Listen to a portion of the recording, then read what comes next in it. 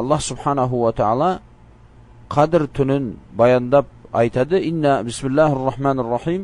Inna anzalnahu fi laylatil qadr. Biz Qur'onda Qadr kechasida tushirganmiz deydi.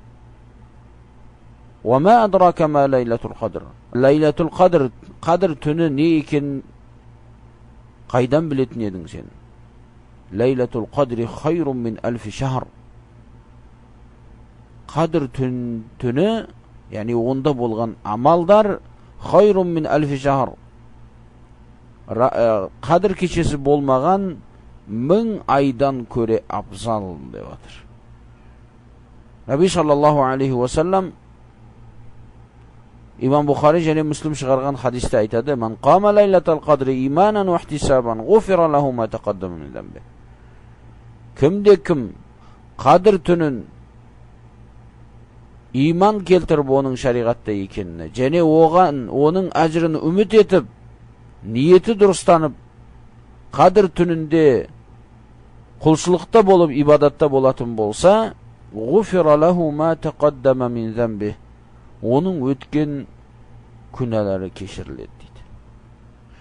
Бұл түнде құлшылық қылу өткен күнәлардың барлығына кешірілуіне себеп болуы, момын адам сол түнді іздеп, сол түндерде жақсылық амал істеуге әрекет қылу керек.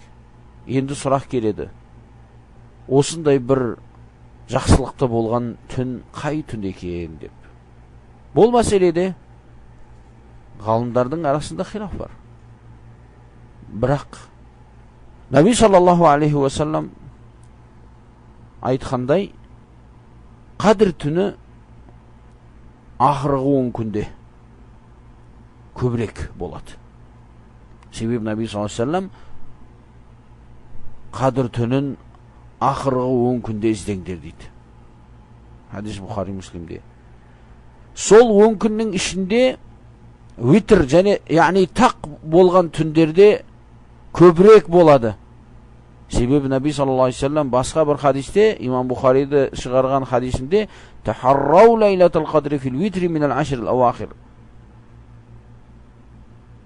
Qadr түнін ақырғы 10 күннің тақ түндерінде іздеңдер деп отыр.